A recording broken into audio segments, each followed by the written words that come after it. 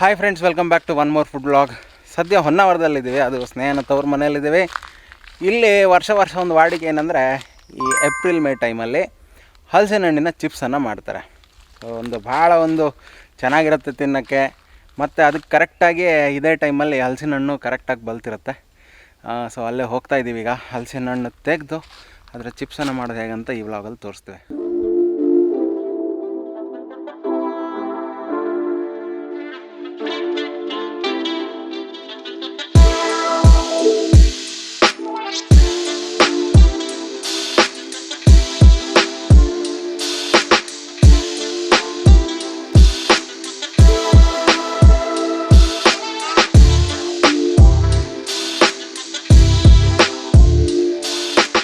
Finally ಹಲಸಿನ ಮರದ ಹತ್ರ ರೀಚ್ ಆಗಿದ್ದೀವಿ. ಈ ಚಿಪ್ಸ್ ಮಾಡೋಕ್ಕೆ ಹಲಸಿನ ಹಣ್ಣು ಕಂಪ್ಲೀಟಾಗಿ ಸ್ವೀಟಾಗಿರಬಾರ್ದು, ಸ್ವೀಟಾಗಿ ತೆಗಿಬೇಕು ಆ್ಯಕ್ಚುಲಿ. ಹಾಂ, ಮತ್ತು ಸ್ಪೆಷಲ್ ಚಿಪ್ಸಿಗಂತಲೇ ಹಲಸಿನ ಹಣ್ಣಿದೆ ಇದು. ತೆಗಿ ಸ್ನೇಹ, ಹೋಗೋರಾ, ಜಾಗ್ರತೆ ಕತ್ತಿ. ಸ್ನೇಹಂಗಿದೆಲ್ಲ ಅಭ್ಯಾಸ ಇದೆ ಅಲ್ವಾ? ಓ ನೈಸ್. ಇದು ಸ್ನೇಹನ ಅಪ್ಪನವರು ಮೊದಲೇ ತೆಗೆದುಬಿಟ್ರು. ಈಗ ಸ್ನೇಹ ಒಂದು ಸಾಧನೆ ಮಾಡಿದ್ದಾಳೆ. ಇದನ್ನೀಗ ಹಿಡ್ಕೊಂಡು ಹೋಗ್ಬೇಕು, ಹೋಗಿ ಇದರ ಚಿಪ್ಸನ್ನು ಮಾಡಬೇಕು. ಈಗ ಒಂದು ಕಷ್ಟ ಬಂತು. ಈಗ ಏನಂದ್ರೆ ಅಪ್ಪ ಹೇಳಿದ್ದಾರೆ ಚಿಪ್ಸ್ ಮಾಡ್ಲಿಕ್ಕೆ ಕೂತ್ಕೊಂಡ ಮೇಲೆ ಅದರಿಂದ ಹೇಳ್ಲಿಕ್ಕಿಲ್ಲಂತೆ. ನಾನು ಎಲ್ಲ ಪೂರ್ತಿ ಮುಗಿದ ಮೇಲೆ ಎದ್ದೇಳಬೇಕು. ಆ್ಯಕ್ಚುಲಿ ಚಿಪ್ಸ್ ಮಾಡೋಣ ಅಂತ ಹೇಳಿದ್ದು ಸ್ನೇಹ, ಹಾಗಾಗಿ ಯಾಕಾದ್ರೂ ಹೇಳಿದ್ ಅನುಭವಿಸು. ಅಂದ್ರೆ ನೀನು ಬರೋದಿಲ್ವಾ? ಇಲ್ಲ, ಆ್ಯಕ್ಚುಲಿ ಅಲ್ಲ, ಒಂದು ಹೇಳ್ತೀನಿ. ಇಲ್ಲಿ ಪ್ರತಿ ವರ್ಷ ಮಾಡ್ಬೇಕಾದ್ರೆ ಒಂದು 10-15 ಹಲಸಿನಕಾಯಿ ತೆಗೆದು ಒಂದಿನ ಪೂರ್ತಿ ಅದಕ್ಕೆ ಡೆಡಿಕೇಟ್ ಮಾಡ್ತಾರೆ. ಎಲ್ಲ ಕೆಲಸದವರು ಆಮೇಲೆ ಮನೆಯವರೆಲ್ಲ ಸೇರಿ ಇಡೀ ದಿನ ಕೂತ್ಕೊಂಡು ಚಿಪ್ಸ್ ಮಾಡುವಂಥದ್ದು. ಈಗೇನಂದರೆ ಇವತ್ತು ಕೆಲಸದವರೆಲ್ಲ ಇಲ್ಲ, ನಾವೇ ಸರ್ಕಸ್ ಮಾಡಬೇಕು. ಹಾಗಾಗಿ ಒಂದು 2 ಹಲಸಿನಕಾಯಿ ತೆಗೆದಿದ್ದೇವೆ. ಒಂದು ಸ್ನೇಹನ ಕೈಯಲ್ಲಿದೆ. ಸ್ನೇಹನಪ್ಪ ಗೊತ್ತಲ್ಲ, ಫುಲ್ ಮುಂದೋದ್ರು ಅರ್ಜೆಂಟಲ್ಲಿ. ಅಲ್ಲಿ ಹೋಗಿ ಈಗ ಎಲ್ಲ ರೆಡಿ ಮಾಡ್ತಾರೆ ಅವರು. ಹಾಂ ಸ್ನೇಹ, ಏಕ್ ಮಾರ್ದು ಹೋತು ಕೂಡ, ಕಮಾನ್ ಕವನ. ಇದು ನೋಡಿ, ಇಷ್ಟು ದೊಡ್ಡ ಹಲಸಿನ ಹಣ್ಣಿದ್ರು ಒಳಗಡೆ ಅದರ ಸೊಳೆಗಳು ಹೆಂಗಿದೆ ನೋಡಿ. ಮತ್ತು ಸ್ವಲ್ಪ ದಪ್ಪಗಿರುತ್ತೆ ಇದು, ಅಂದರೆ ಚಿಪ್ಸಿಗೆ ಕರೆಕ್ಟಾಗಿರುತ್ತೆ ಇದು. ಚಿಪ್ಸ್ ಮಾಡೋಕ್ಕಂತಲೇ ಈ ಥರ ಹಲಸಿನ ಹಣ್ಣಿರುತ್ತೆ.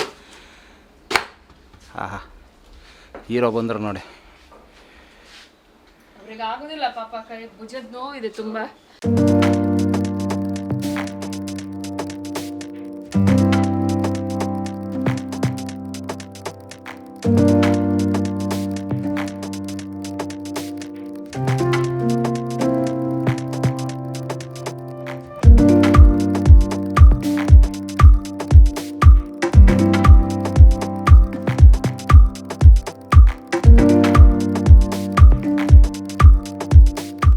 ಸ್ವಲ್ಪ ಕಷ್ಟದ ಕೆಲಸನೇ, ಆದರೆ ಇದಕ್ಕಿಂತ ಕಷ್ಟದ ಕೆಲಸ ಅದು. ಫುಲ್ ಅದನ್ನು ಕ್ಲೀನ್ ಮಾಡಬೇಕು, ಅದ್ರದ್ದು ಎಲ್ಲ ಸಿಪ್ಪೆ ಹೊರಗಿಂದೆಲ್ಲ.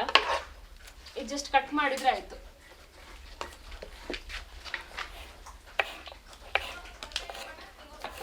ನೋಡಿ, ನಮ್ಮ ಟೀಮು ಕೂತ್ಕೊಂಡು ಕೆಲಸ ಮಾಡ್ತಾ ಇದೆ. ಈಗ ತುಂಬ ಜನ ಇದ್ದರೆ ಇನ್ನೂ ಚೆನ್ನಾಗಾಗತ್ತೆ. ಮಾತಾಡ್ತಾ ಇದೆಲ್ಲ ಕೆಲಸ ಮಾಡ್ಬೋದು.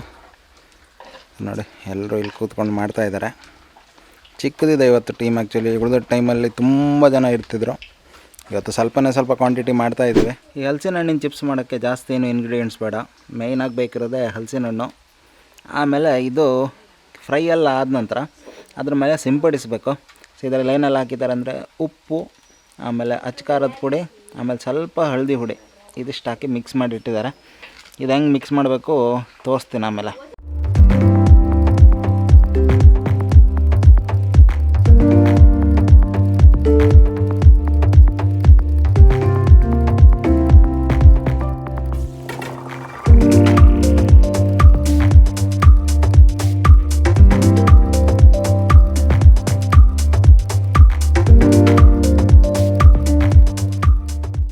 ಇದೀಗ ಕರೆಕ್ಟ್ ಫ್ರೈ ಆಗಿದೆ ಅಂತ ಗೊತ್ತಾಗಬೇಕಾದ್ರೆ ಆ ಬಬಲ್ಸ್ ಏನು ಬರ್ತಿದೆಯಲ್ಲ ಅದೆಲ್ಲ ಕಡಿಮೆ ಆಗಬೇಕು. ಫುಲ್ ಕ್ರಿಸ್ಪಿ ಆಗುತ್ತೆ. ಸಾಧಾರಣ ಒಂದು 10-15 ನಿಮಿಷ ತಗೊಳುತ್ತೆ.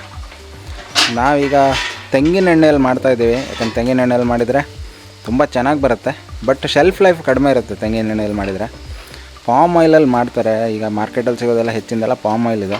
ಸ್ವಲ್ಪ ಬಾಳಿಕೆ ಜಾಸ್ತಿ ಬರುತ್ತೆ, 1 ತಿಂಗಳು 1.5 ತಿಂಗಳ ತನಕ ಶೆಲ್ಫ್ ಲೈಫ್ ಬರುತ್ತೆ ಅಂತ ಅದರಲ್ಲಿ ಮಾಡ್ತಾರೆ. ಮತ್ತು ಸ್ವಲ್ಪ ಕಾಸ್ಟ್ ಎಫೆಕ್ಟಿವ್ ಆಗಿ ಇರ್ತಾರೆ ಅಂತ ಅದರಲ್ಲಿ ಮಾಡ್ತಾರೆ. ಬಟ್ ನಾವು ತೆಂಗಿನ ಎಣ್ಣೆಯಲ್ಲಿ ಮಾಡ್ತಾಯಿದ್ದೀವಿ. ಈಗ ನೀವು ನೋಡ್ಬೋದು, ಸ್ವಲ್ಪ ನೋಡಿ ಗೋಲ್ಡನ್ ಬ್ರೌನಿಗೆ ಟರ್ನ್ ಆಗ್ತಾ ಇದೆ, ಇನ್ನೂ ಚೇಂಜ್ ಆಗುತ್ತೆ ಕಲರ್ ಅದರದ್ದು.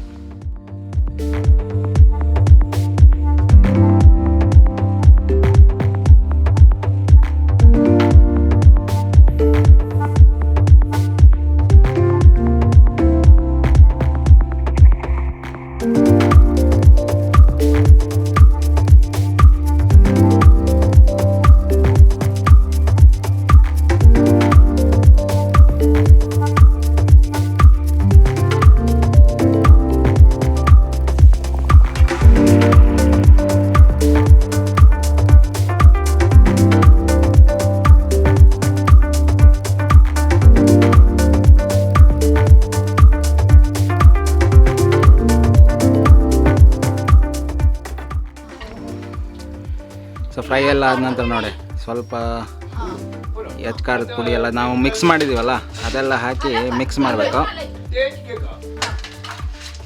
ನೋಡಿ ಈ ಥರ.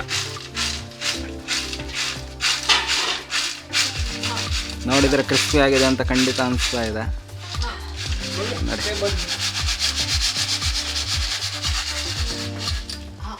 ಎಷ್ಟೇ ದೊಡ್ಡ ಹಲಸಿನ ಕಾಯಿ ಆದರೂ ಕೂಡ ಮಾಡಿದಾಗ ಸಿಗೋದು ಇಷ್ಟೇ, ಅದು ತುಂಬ ಸ್ಟ್ರಿಂಕಾಗಿ ನೋಡಿ. ಆದರೆ ತಿನ್ಲಿಕ್ಕೆ ಮಾತ್ರ ಸಖತ್ತಾಗಿದೆ, ತುಂಬಾ ರುಚಿ ಚೆನ್ನಾಗಿದೆ ಇದರದ್ದು. ಇದೆ ಎಷ್ಟು ಕ್ರಿಸ್ಪಿಯಾಗಿ ಬರ್ತಾ ಇದೆ. ಇಷ್ಟು ಸದ್ಯಕ್ಕೆ ರೆಡಿಯಾಗಿದೆ, ಇನ್ನು ಮತ್ತಷ್ಟು ಮಾಡ್ತಾ ಇದ್ದಾರೆ ಅಲ್ಲಿ, ಅಲ್ಲೊಂದ್ಸಲ ನೋಡಿ. ಆವಾಗಿಂದ ಆ ಕಡೆ ಈ ಕಡೆ ಹೋಗಿ ತಿಂತಾ ಇದ್ದೇನೆ. ಇದರ ಟೆಕ್ಸ್ಚರ್ ನೋಡಿ, ಇಷ್ಟು ತೆಳುವಾಗಿ ಮಾಡಬೇಕು, ಆವಾಗ ಮಾತ್ರ ಕ್ರಿಸ್ಪಿ ಆಗುತ್ತೆ. ತುಂಬ ದಪ್ಪ ದಪ್ಪ ದಪ್ಪ ಪೀಸಸ್ ಮಾಡಿದರೆ ಒಳಗಿಂದ ಕ್ರಿಸ್ಪಿ ಆಗಲ್ಲ.